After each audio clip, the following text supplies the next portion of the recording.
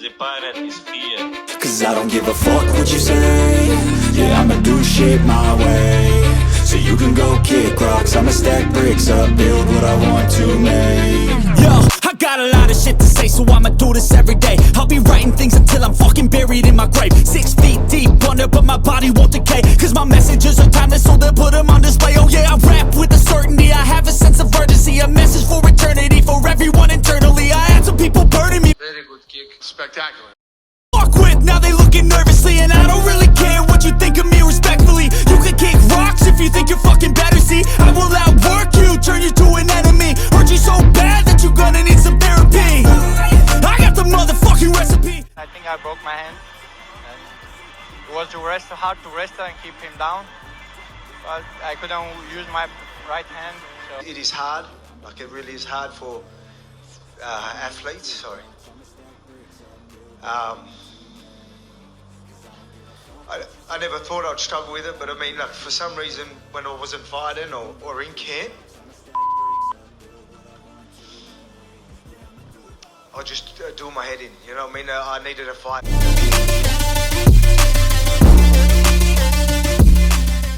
The run-up to UFC 294 was a bloody whirlwind, but we've just stopped spinning. And it's time to take a step back and assess the damage.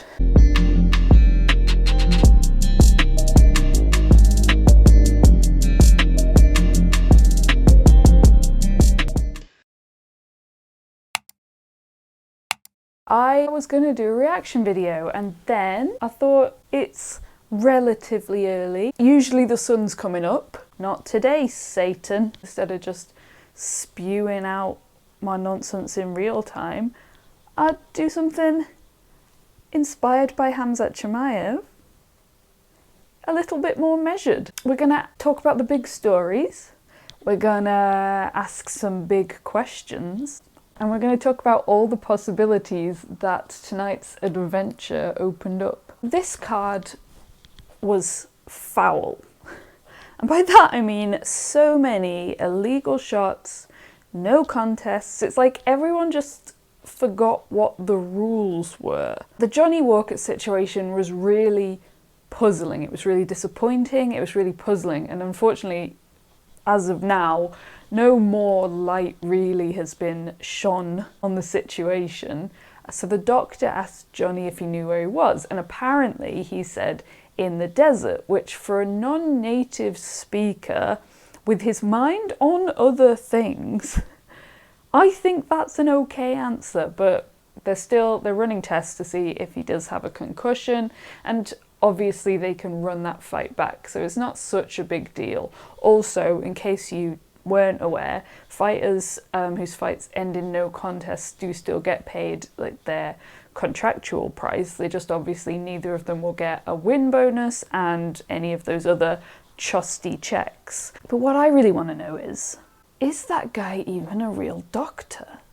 Like, has anyone seen his credentials? I don't want to, cast judgment based on anything superficial, but those trainers were suspect from the start. There were loads of highlights on the card as well. Breeden and his skin flap went wild, literally. Woof. We saw Trevor with a peak performance. Mo just said no to the concept of jiu-jitsu. Khabib Nurmagomedov and Aliskerov both had better places to be. Obviously, for the last 11-12 days, the co-main and main events were what have really Trevor piqued our interest. So let's talk about it. Has Khamzat Chimaev, to his friends, matured? And if that is the case, is a measured Chimaev more dangerous than a wild wolf? Both Khamzat and Kamaru showed out. Like, in that first round, I was eating every one of my words. I apologise for mistaking him for human. That's on me. He stuck to Kamaru like a creeper at a party. Like, when you're opening like a packet of sweets or something, and the film wrap gets stuck to your hand, and you just get off, and then it doesn't come off, and you just want to eat your sweet. just want your little treat, and you've got this piece of plastic that's got static on its side, and instead of enjoying your treat, you're doing a little plastic wrap dance. You know, he was like that to Kamaru. I was also a fool to say that Kamaru may not weather that early storm. He weathered, he had his umbrella fully out, and then he dried himself off and he came back to win round 2. The confidence was oozing out of Usman, that's why they call him Usman, as the fight went on. And he was landing heavy. And when he got up in that last 30 seconds, I had already moved on emotionally, and then I was dragged right back into the present moment, like it's better than mindfulness. So much heart for someone who's not been training their cardio. Basically, summary, incredible performance from Usman on such short notice. But it's Khamzat that I want to talk about. I think in this fight we saw his fight IQ go up a few points, and that's kind of what he needed to level up. Like, don't get me wrong, obviously he's been ploughing through everyone, but he's been ploughing through everyone with the momentum of a wild man, and that was probably never going to last forever. He's more of a beast at 185. He's been piling on the size, the mass, the muscles, but apparently also maybe a bit of a tank. And definitely the strategy. He has been pumping that strategic iron. So it looks as though he may have broken his hand in that first round, which may have led to the more measured approach. So maybe it was more of a necessity than a choice, but he's still got that skill under his sleeve. Once he got the win, he used that platform perfectly. Maturity is the word. Winning fights is one thing, but to be a well-rounded champion, which it looks like he's on his way to at least getting the chance to being, you have to have many facets. And I think he showed us that he is a true champion. So let's talk about that, because Dana did say that whoever wins this fight gets the next title shot against one Mr. Sean Strickland, who apparently turned down this fight, which, again, well within his rights. Maybe, just maybe, he don't want to fight Hammy. How does Khamzat do against Strickland? A Strickland that, if his fight that got him the belt is anything to go by, and it's not just a one-off, a Strickland who himself has now got strategy and fight IQ and patience and measurement strings to his bow. Like, he also seems to have brought his brain into the conversation for the first time in his entire existence. Here's the thing, here's my initial thought about this fight. Every time Sean Strickland fights, someone, not pointing any fingers, usually Bisping, brings up the fact that he's a really good wrestler. And we never see it. We see his boxing. Predominantly, we see some leg kicks. And that's obviously been enough. He's got a shiny little accessory. But if there's one thing we can count on Khamzat for, and if Khamzat can smother Khamzat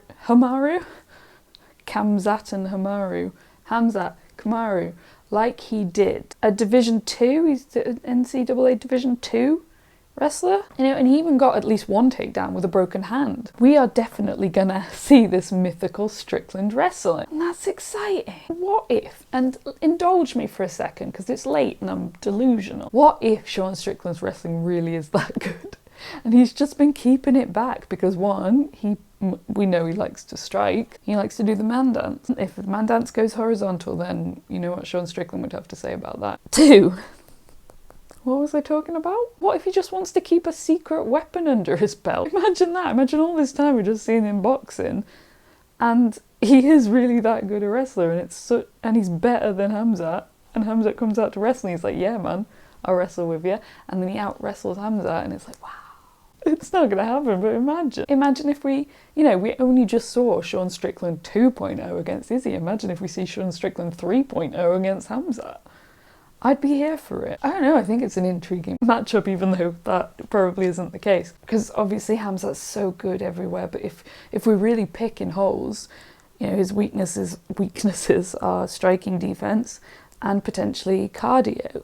And those are the areas where Sean Strickland will just naturally, easily capitalise. I do think it's a really fun idea for a fight, but if we're talking predictions, how can anyone pick against Chimaev at this point? And to answer my original question, why do you have to choose Justin Gaethje, for example, who we are going to talk about in a minute, but like he started out as this wild man and he just introduced, with Trevor Whitman's help, more strategy into his portfolio, you know, into its repertoire, and that's how we've seen him evolve. So you don't have to do one for the other. So I think that if Khamzat can keep all that spirit, that war's spirit, and just bring in more of this patience and more of this IQ, then what the hell? Run for cover, lock up your fighters. You let me know in the comments how you think that one goes, and I will move on to the main event. What can I say at this point? I don't want to be smug, but I am, so that's how it comes across. Dominant. I don't want to hear another word. I don't want to hear it. Don't come to me with any anti-Islam Makhachev nonsense. You should be ashamed. Seriously, if you keep picking against Islam every single time, it's a definition of madness. Consider this an intervention. Like in the last few minutes since the fight ended, I have had countless messages of heartbreak for Volk, and I get it. I love Volk too. I don't know what to say to you because you had time to prepare. Volk didn't, but you did. Hope is dangerous. I did warn you. Of course, still hats off to Volk. I still love him. He's still the king at 145. I don't see that changing. I think the Ilya Topuria fight will be fun, but I think he'll win. I don't know. I think he'll win. His stock didn't plummet. His stock has only risen by taking this fight. But if he really has his heart set on double champ status, he's now going to have to work really hard to get back into that room. That wasn't a close fight. If there had been another close loss for Volk, win for Islam, whatever, then maybe he wouldn't have had to do too much to get the trilogy. But now, not while Islam's there, not unless he does something incredible, not unless he starts fighting in both weight classes and like legitimately works his way up. I don't think so. He knew what the risk was when he went for this huge potential reward, and he's probably not sorry about that. Anyway, let's talk about what's next for Islam, because we know what's next for Volk, and I don't think we're gonna have to wait too long. He says he still wants to fight Ilya in January. Does Islam move up and face the winner of Edwards versus Covington, or does he stay at 155? He's talked about moving up, and that would be a real bitch move to be like, oh, you can't get double champ, but sit down and watch me, short guy. But I don't think that'll happen. I think he needs to stay at 155, and I think he needs to defend his title against a legitimate 155er, because so far, yes, he got the belt facing a 155er, but since he's had it, he's only defended against the same guy twice, and he's 145 pound. If he doesn't want to hear he needs to, and also just for the sake of the division, Jesus, let the guys have a shot. The one I'm excited about, future me is excited about, is I think that Arman will be a really good fight if he keeps on his trajectory, but I think he needs a bit more time. So next fight is either probably Oliveira or Gaethje. Now my head says that they'll give it to Oliveira. He only got a little cut. It wasn't like he's not going to be out for a long time. And if that is the case, my prediction stands to what it was 2 weeks ago. A rematch with Charles going any different? Do you feel like he would pose something? It's not gonna be different. Obviously, it depends on how quickly Islam wants to come back, because one of my reasons for picking Islam in that fight was that I didn't think it had been long enough since the first fight between Oliveira and Islam for Charlie to work on the changes that he needs to make. Assuming it happens fairly soon, my prediction from a couple of weeks ago stands. Like, I don't think we're going to see anything different from what we saw in the first fight. So let's turn our attention to the fight that my heart wants. The Gaethje fight. For one, what a fun run-up that will be. All of the stories are already there. Islam's busy mate submitted Gaethje. There's history, there's a potential redemption story. But also, Islam has made his disdain for the BMF title very clear. And that condescension will only amp up if this fight gets made. Such an adorable little bitch. So how do we think it'll go? Just fun and violence. The only opponent that these two share is Charles Oliveira. Gaethje got the L, Islam got the belt. But Gaethje has most of his wins by KO, TKO, And the only time that we've seen Islam lose was by KO. But Islam, as we just seen, he can get you out of there anyhow, anyway, anywho, anyway. Knock out the striker? Fine. Submit the grappling specialist? Whatever. Doesn't matter this guy, he's running on pure spite. So with Gaethje, will he throw the rulebook out the window, throw all of those leg kicks, turn the violence up, ignore the fact he can wrestle, and brawl with the brawler? I don't think so, but something closer to that. You gotta do the dance. You gotta rise to the occasion. What am I trying to say? If the shoe fits, philosophy. Basically, I think he definitely could, and I wouldn't tell him not to.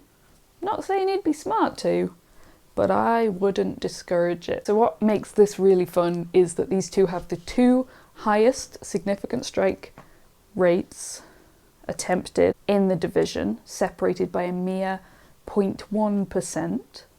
So they're gonna throw, it's gonna be pressure, it's gonna be chaos, it's gonna be high volume. There will not be a dull moment. But Makhachev is tied for the lowest strike absorption rate in the history of the UFC with Matt Serra. So that may just be the difference. How many of those that attempted flurry of chaos is actually landing? Probably more on Gaethje. And you know, Islam would be smart to keep out of the way of Gaethje's power, just as Poirier. Gaethje has said previously that it is his goal to prove that Islam isn't Khabib, as in Khabib beat Gaethje, and I think Gaethje, as any fighter, as any person with an ego, is suggesting that Khabib was great and Islam isn't. But he's also saying all the right things in terms of taking enough time to recover, fighting smarter than he used to. Like, he's 34 now, and obviously he's been near the top of the division for a long time, and he's fallen short previously, and this may be his last run at the title, and he doesn't want to fall short again. And I don't know, I feel like this is the perfect time for both of them for the most competitive and fun fight. And you know I'm probably going to pick Islam to get his hand raised, but it'll be the fans that are the winners. These are just my initial thoughts.